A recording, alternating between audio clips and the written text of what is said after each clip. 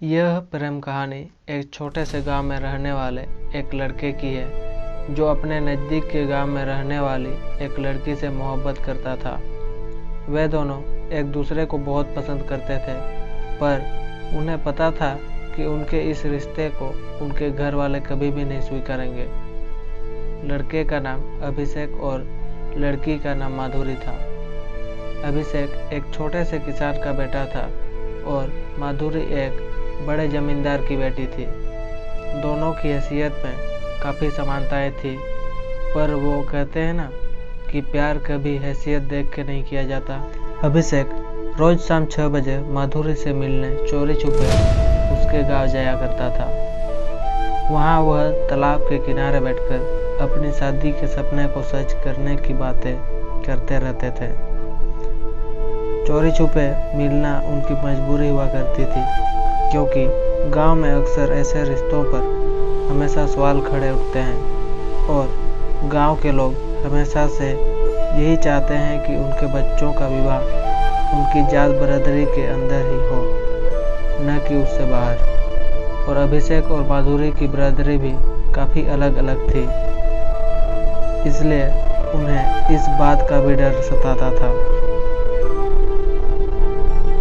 यूं ही रोज रोज अभिषेक का घर से एक ही समय पर निकलना और पास के गांव में जाना उसके पिताजी को थोड़ा अजीब सा लग रहा था कि यह रोज इसी समय पर क्या करने जाता है। तो एक दिन अपने शक को दूर करने की सोची और उसके पिता ने अगले ही दिन अभिषेक का पीछा किया।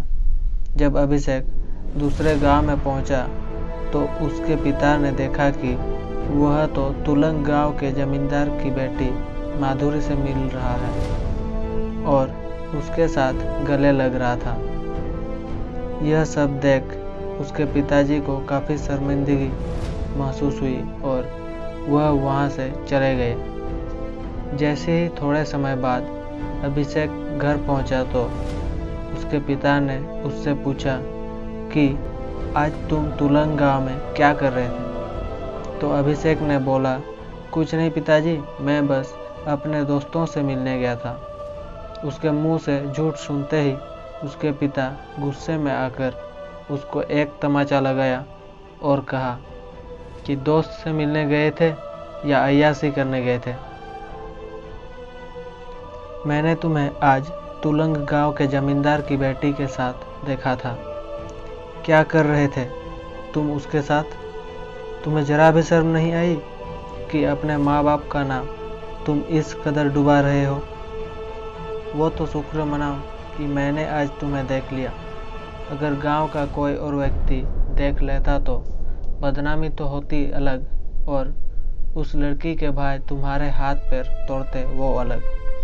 अभिषेक अपनी की गई गलती पर शर्मिंदा होता है और अपने पिता से कहता है कि मुझे माफ़ कर दीजिए, मेरे से बहुत बड़ी गलती हो गई है। मुझे आपको यह बात पहले ही बता देनी चाहिए थी कि मैं माधुरी से बहुत प्यार करता हूँ और मैं उसके बिना एक पल भी नहीं जी सकता। यह बात सुनते ही उसके पिता उससे कहते हैं कि बेटा देखो, यह बात तुम्हें भी पता है कि वो हमसे हैसियत में कितने बड़े हैं और वो तुम्हारे इस रिश्ते को कभी नहीं स्वीकारेंगे। इसलिए बेहतर यही होगा कि तुम उसे भूल जाओ। अपने पिता की बात सुनकर अभिषेक काफ़ी मायूस हो जाता है और पूरी तरह से टूट जाता है। काफ़ी दिन बीत जाते हैं। अभिषेक और माधुरी एक दूसरे से नहीं मिले होते हैं। माधुरी काफ़ी परेशान होती है कि कुछ दिनों से अभिषेक उससे मिलने क्यों नहीं आ रहा है। कुछ दिन और बीत जाने के बाद माधुरी को अब और टेंशन होने लगती है, इसलिए बात की जड़ तक पहुंचने के लिए वह अभिषेक के गांव की तरफ अभिषेक से मिलने के लिए निकल जाती है। जब वह रास्ते में चल रही होती है, अचानक उसकी टक्कर एक लड़के से हो जाती है और वह लड़का कोई और नहीं अभिषेक ही होता है। वह उसको देखते ही उसके गले लग जाती है और रो रो कर उसका बुरा हाल हो जाता है और वह उससे कहती है कि तुम मुझसे इतने दिनों से मिलने क्यों नहीं आ रहे थे? पता है मैं कितना परेशान हो रही थी कि तुम्हें कुछ हो तो नहीं गया, पर शुक्र है कि तुम ठीक हो।